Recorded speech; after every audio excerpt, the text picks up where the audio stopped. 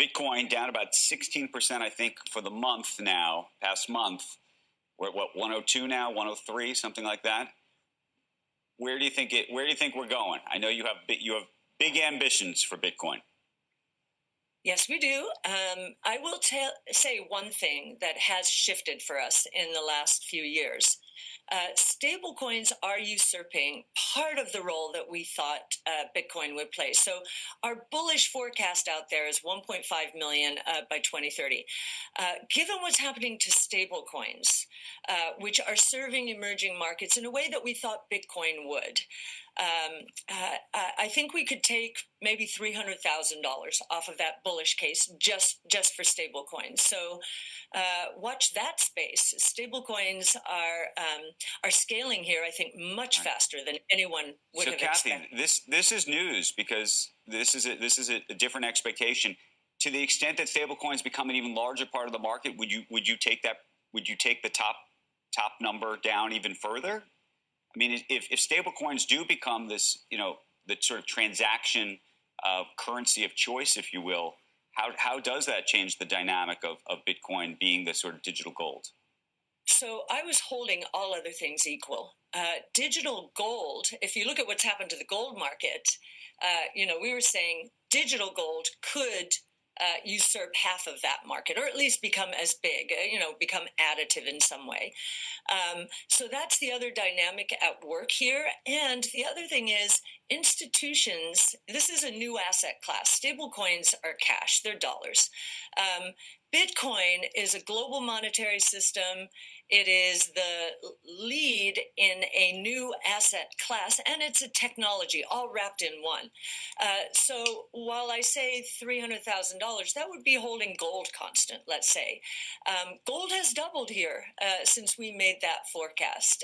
So again, there are puts and takes. I just wanted to highlight stablecoins because they are happening faster. They're scaling faster. I think emerging markets are huge in this regard, and we're starting to see institutions in the United States focused on new payment rails with stablecoins at the core. So very interesting movement. I think the whole space gets bigger. This is, a global monetary system really going digital without government oversight, very private. So it's a very big idea. We have just started, so we have a long way to go. You don't have to ensure, there's a lot of things that are better than gold about Bitcoin, and most of the most important things are the same. So it's either better or the same. So it could at least be half. It could at least be half of gold. Absolutely. It's going to be unbelievable. It's going to cure a lot of diseases that we've all been afflicted with. My guess is the developed world will be working 3.5 days a week in 20, 30, 40 years and have wonderful lives. And, there are some dangerous parts, which I'll let, Eric describe a little bit here. But I would say embrace it. Technology has downsides. It's used by bad people, but embrace it. We had 40 million people working on farms. Tractors and fertilizers is now like 1.5 million. We live better lives. We have better food. Those people went to do other things, and so it'll be okay. We've been using it now for 13 years. We have, we spend a lot of money on it. We know exactly what it does in certain things. It's literally at the beginning. There's whenever you think there are waves of this coming down the road. And the only thing I'd add to that is if it happens too fast for society to adjust, and I will give you a thought exercise. I think there are 2 million commercial truckers in the United States, and if somehow you can push a button, convert it to AI, it's cheaper, faster, safer, less CO2. You kind of want to do it, but you shouldn't do it if you're going to put 2 million people out of jobs. And the way to handle that is retraining, income assistance, slow it down, early retirement, relocation programs, and it's all doable. And that would have to take both government and business doing that together. And so we should be preparing for that today because AI is happening rather quickly. We do it ourselves. We are constantly changing jobs, and we've reduced jobs in certain categories with AI. Almost all the people get redeployed. They go do other jobs. They're very smart, capable people. And I agree with Eric too. Human capital. You can't replace human capital. You can't replace thinking. All these things that people think are going to happen won't happen exactly the way you expect. So. We've been very dismissive of this government shutdown on Wall Street. You know why? Because we've been through so many of them, they usually mean nothing to the stock market. Well, it turns out this one is different. The government's now been closed for 37 days with no sign whatsoever of the two parties even trying to reach an agreement. It's taking too darn long. At this point, it doesn't feel like a distraction anymore. In fact, when you look at today's selling, with the Dow sinking 399 points, S&P losing 1.12%, and the NASDAQ coming 1.90%. I put a lot of these losses on the shutdown, if only because we haven't been getting economic data from the government, so nobody knows what the heck is really happening. And when you get that, it starts to freeze decision-making, freeze the system. Now, we do have some pieces of information, but they aren't good. There's an employment service called Challenger Gray and Christmas, which puts out a monthly report on job cuts. It's authoritative. It's called the Challenger Report. Here's the headline, quote, job cuts surpass 1 million, highest October total since 2003. Companies cite cost cutting, AI in October. Holy cow. That crystallizes pretty much everything. Nasty. What else? There are two payroll processors, the ones that cut checks, ADP and Paychecks, along with a software company that helps manage employment, Paycom. Here are their hideous charts. These three charts, well, let me just say, they tell you the entire story of this economy better than any numbers that come out of commerce or labor. Who the heck wants to hire people in this environment? Certainly not me. That's what caused, when you get into this level and you start closing airports, I'm telling you, the Congress people will go nuts, and people they're get not closing the airports, but they are reducing the number of flights. Well, I'm saying if air traffic controllers don't show, well, it took only 10 to No, it was in early 19, as you mentioned, and it was about DCA, the flight patterns hitting the Washington, D.C. metro area. That got their attention. When I looked at that list, I was thinking it was going to be Erie, Altoona, maybe Harrisburg. No, it was actually larger cities. It's like every city that you'd fly from. So you think history rhymes here? Yes, absolutely. So you're calling for the end of the shutdown? Absolutely. You can't go through this. There's too many There's too many Republicans and Democrats who are going to get this is something they complain about. Even the lumpen proletariat complain about planes. Welcome to the Crypto Teacher. Don't forget to like and subscribe to the channel. And I come back with that video just to make you think. And make sure you're joining the Patrons. If you're not a part of the Patrons, make sure you're hitting the Cash App. Also, go like and follow the TikTok. More videos to come. And we have Kathy Woods pulling back on some of that bullish forecast. And those who have been in crypto for a long time were used to this. And she tries to blame stablecoins. And we already know the power of these stablecoins, because we know eventually the masses are going to be using CBDCs. CBDCs are nothing but stable coins, and if you have these issuers forced to buy U.S. Treasuries, it keeps the Fed in control of the money supply. But now that we're pulling back, you're hearing every excuse. But if you listen to the Crypto Teacher, you know why we're pulling back. It is time to build. And plus, when you had trillions of dollars that they needed to refinance, a lot of that liquidity is going to shrink up. And we had Mike Novogratz go all the way from 150 to 200, back down to 120 to end the year. But guys, we don't look at predictions. We follow the Fed. And remember, the Crypto Teacher told you. And we have Jamie Dimon on AI, and we know he's not going to give us the complete truth. Some truth, maybe, but this AI technology is definitely powerful. But a lot of the technology that we're seeing now that's about to come at us, we've seen in the movies. And there's going to be a lot of deception, and that's the reason why it's so important for you to understand this technology, so therefore you don't fall for the devil's tricks. With this technology, you will not be able to rely on your own understanding. You're going to have to go to the higher power. Remember, guys, you definitely want to get back to the creator, so therefore you can start creating, because you do not, and I repeat, You do not want to be on the wrong side of history with this type of technology because you're not going to be able to trust your eyes and ears. And remember, the eyes and ears are the window to the soul, so you have to be careful to what you put in it. And remember, the crypto teacher told you. And we have the shutdown still going on. And when the shutdown first started, what did the mainstream media say? Oh, it's not going to affect anything. Anytime you have 1 million people not getting a check, it's going to affect everything. And then on top of it, the type of inflation that we have that's going on, and prices, of course, went up. And even though inflation is coming down, these prices won't. And we're seeing a lot of businesses being affected. Airline is just one. No one is going to talk about the mom and pops that rely on all these workers to come in and spend money. And because this shutdown has lasted over 30 days, I guarantee you there's been a lot of companies shut down due to the government shutdown. And remember, the crypto teacher told you. And we have DraftKings, the prediction markets. And guys, don't forget, 60% of the economy is going to be based on gaming. And betting is a part of that. And remember, this is a plan. It moves in phases. They know people are going to be sitting at home getting free money. And they want that money back. Now, how do you do it? Of course, through gaming.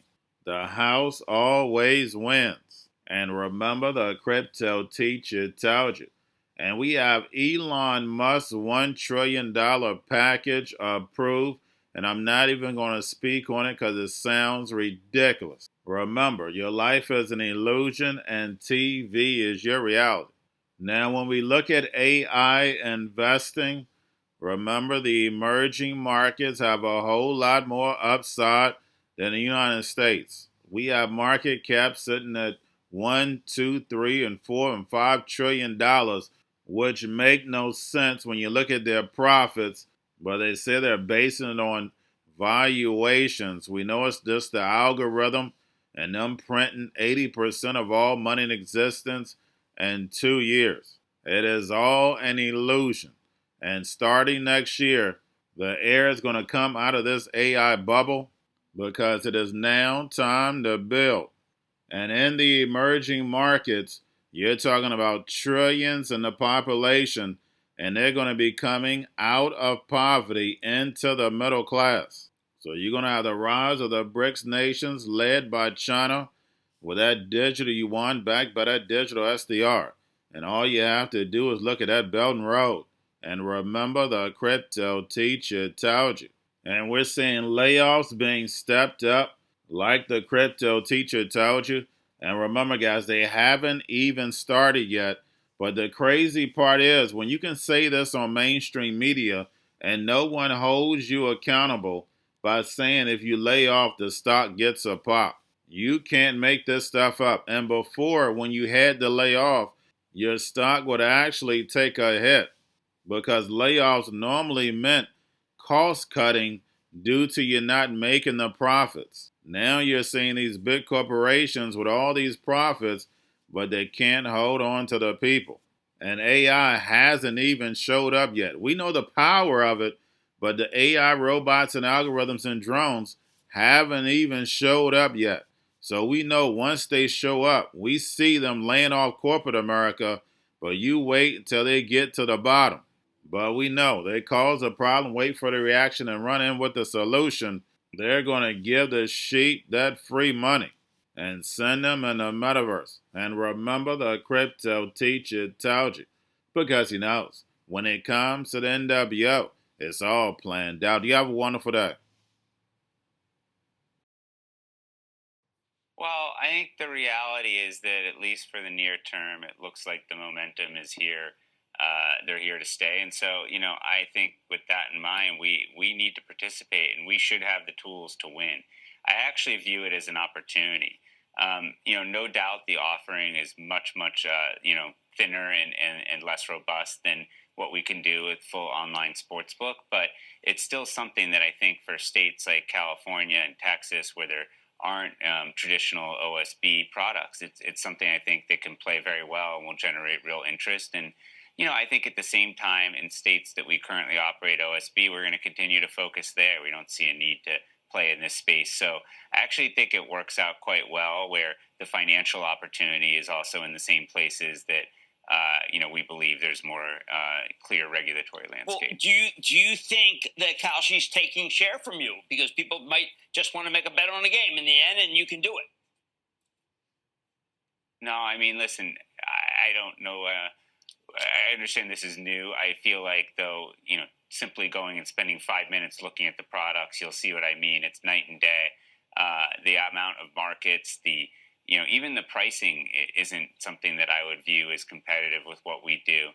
You have to look no further than the UK or other Western European markets where there's exchange-based betting, and there's also traditional sports betting. And the exchange products are typically, low to mid-single-digit percentages of share of the total industry. So, I think that alone kind of tells you that in places where there is both a full-fledged sportsbook offering and a predictions market offering, you're going to see very little volume migrating from the sportsbooks. If anything, I actually think a lot of it is incremental, because what happens is the sharps that get limited on the traditional books, they can go to the predictions market. So a lot of what it's become in the UK is just people, sharps kind of battling each other and various things. So, there's definitely a market for that, but I don't think in a place with sports betting it's as big. Now, that said, these products will evolve over time, and that could change. But in today's world, we see absolutely no discernible evidence that this is having any effect. Tesla shareholders have just approved $1 trillion compensation package for CEO Elon Musk, the largest payout ever awarded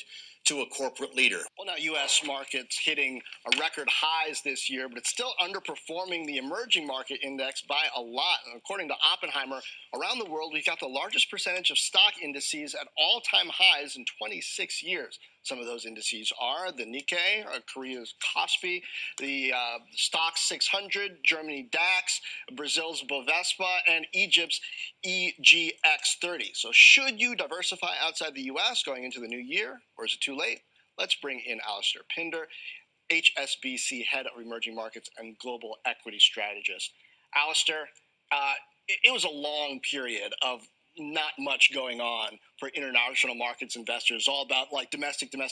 We have people saying that. But if you were in some of these indices already, you're having a great year, not sweating the volatility so much.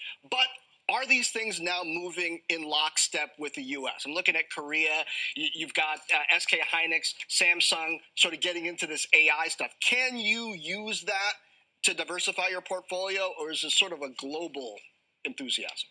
Well, I think you touched, really the key issue on the head here, which is, at least for emerging markets, I would say the big thesis to go into this area is that it essentially is an AI play, but at a huge discount, and doesn't have the same kind of ownership and the crowding like you see in some of these AI stocks in the US. So this is particularly Asia. So you could think about China, Korea, as you mentioned, Taiwan. Essentially, to me, this is AI stocks at a cheap discount. And guess what? They haven't done all of this capex like the Mag 7. So we're not even that worried about the return on investment when it comes to the AI story. So I think that's a great theme in EM. And of course, the other big thing that's been really supportive this year for international equity markets is the dollar. The dollar has been strengthening a little bit, but I think fundamentally the dollar is still going to weaken going into next year. And that, to me, again, supports the case for emerging market equities and even going into areas like Europe as well. Interestingly, Dom, I'll throw it a little bit back to you. My anecdotal observation is that Wall Street is rewarding these companies when they announce job layoffs. So that's something that creates a little momentum out there. What's going to happen if I announce that I'm laying people off? Am I going to get a bump in my stock or not? When that's rewarded, it creates a momentum. So I'm looking at that. We also had Bank of America data, fascinating data. They're looking at on an anonymous basis, at their clients' accounts. Are you getting a paycheck this month? Did you get one last month? Are you getting an unemployment benefit? That shows, I don't know, relative to the Challenger data, it shows we're in a cooling market, but it didn't get worse from October to September. So you're actually acting like a Wall Street research analyst right now in the mosaic approach, if you will, right? Trying to get all of those pieces together to figure out if you can find a bigger picture overall. One of the other elements, though, you spoke of the job cuts and possibly the rewards from Wall Street. Right. So let's turn to Evan Sohn now, because one of the reasons why, Evan, is because for a lot of these companies that say that they are maybe reducing their workforce, part of that story, not the entirety of it, but part of it, is the use of artificial intelligence, either to augment the jobs that are there or to perhaps eliminate some jobs in the future that may not be needed if AI is more prevalent. Just how much of that AI story is part of the jobs picture right now? Yeah, so first off, thanks for having me. And you're absolutely right. Yeah, this past month, we tracked jobs, job postings, as well as other data. And when you look at the AI jobs relative to the overall jobs themselves, they actually hit 13%. So 13% of the job posts that we were tracking include AI, and it's not just the traditional AI software development. It's reaching into less traditional logistics and marketing and other areas as well. So I think you're absolutely right, Dominic. We're seeing the loud layoffs, if you will, and I agree with Steve. I think Wall Street rewards loud layoffs, so we're going to see some loud layoffs going on, but at the same time, very precise hiring. What you're seeing on the screen here now is we were tracking software hiring throughout the month of October, and throughout the month it was dropping down, and then it surged at the end. So what is that telling you? It's telling you that we're having a very precise type of hiring that's going on. These are smarter companies acting smarter in terms of incorporating AI and overall productivity into their overall workforce. Going to a different economy, and we're going to be learning more about that as we go. But clearly, we're learning that things can be done from remote locations. We're learning that technology can replace people even more than we thought. We're not going back to the same economy. We're recovering, but to a different economy, and it'll be one that is more leveraged to technology. And I worry that is going to make it even more difficult than it was for many workers. In Silicon Valley, and my friends who work in technology know that what we did to the manufacturing workers, we are now going to do to the retail workers, the call center workers, the fast food workers, the truck drivers, and then even bookkeepers, accountants, insurance agents, lawyers, and on through the economy. So what happened to the manufacturing workers is a very clear sign. And so we'll import Chinese-based CBDC technology. So it's going to be CBDC in a box provided to you by the People's Bank of China. But every stock, every bond, every currency, every commodity, every piece of art, every private business, every piece of real estate will eventually be a token on a blockchain, an entry on a ledger, permanent and immutable. We will have truth instead of trust, and we will save over $7 trillion a year. 6 to 8% of global GDP is wasted by the friction of the trust industry that's necessary when you have dual entry accounting. With triple entry accounting, which is what a blockchain is, we get rid of all of that friction. It's a beautiful future. Like what you see in China and their social credit scoring systems, right? If we get identity wrong, it could be a tool to enslave humanity. And if we get it right, it could be a tool to liberate humanity. And as an American, I'm obviously rooting for the one that's on the side of freedom. Bitcoin is an international asset. And also, I do believe the role of crypto is it's digitizing gold. I actually believe this technology is going to be very important. Look at it. We have been part of the huge revolution in investing through ETFs. We believe that ETFs will be changing the whole way we invest. Many people still use it as a means, people are investing it for indexing. No, the majority of people who are putting money in ETFs are active investors that are buying exposure. The entire bond market is being transformed as we talk right now. I believe the next generation for markets, the next generation for securities will be tokenization of securities. And if we can have that distributed ledger that we know every beneficial owner, every beneficial seller, we all have our code of who's buying, who's selling, instantaneous settlement.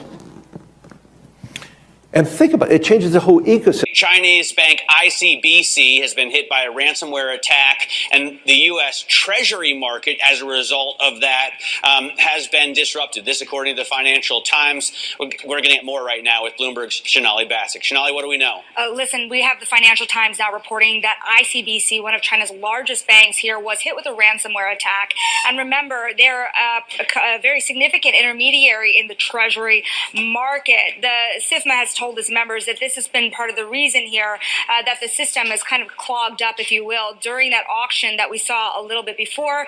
The attack had prevented ICBC, according to the Financial Times, from settling Treasury trades on behalf of other market participants. A large executive at a major bank also telling the paper that such a large party on the fixed income clearing corp creates major concerns, potentially impacting the liquidity of Treasury markets. Now, it was not just a poor auction.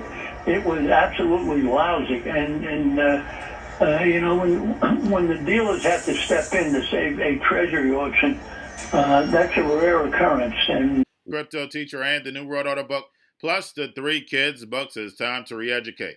Also, new to cryptos, Coinbase, Bitrue, Binance. Do not forget book links and crypto links are in the description. The stock channel, guys. Don't forget to go like, subscribe, spread everywhere. You have your Kobo, your chip stocks, your banking, your gaming. While everybody's sitting at home, get home stocks, the Seaver, the biotech stocks. And while everybody's at home wishing, they were still getting that free money. What are they doing? Drinking and smoking weed. Don't forget about those stocks, and you have a wonderful day. The most powerful person in the world is the storyteller. The storyteller sets the vision, values, and agenda of an entire generation to come. Steve Jobs. And guys, you know I truly believe in this. When you look at the New World Order, they're the storytellers. And that's the reason why I wrote my New World Order book. But guys, now it's time to change the current generation. And I wrote 3 kids books. You know I love the Trinity because I understand the power that's in it. So I have 3 books. We have an opportunity to change the generation, to educate, not just me, but I want to show you that I take action on a daily basis. And I want you to take action on a daily basis. Whether it's your job, whether it's in your community, we have an opportunity right now to educate the masses. I posted this on my Twitter account. Please share, but this is a short clip of the 3 books. There's going to be a clothing line and action figures. Please get these books for your kids, nephews, cousins, friends, so therefore we can start the re-education now. Because as we see, the 4th Industrial Revolution foundation is definitely here. Robots, algorithms, drones, taking humanity out the picture. We have to re-educate. But let's get into the video. Part 1. King Joshua and Grandma Tam save the village. Part 2. King Joshua and Grandma Tam save New York from COVID 33. Part 3. King Joshua and Grandma Tam goes to China. It's mandatory to get part 1, part 2, and part 3 of this series. It's time to re-educate Generation Z.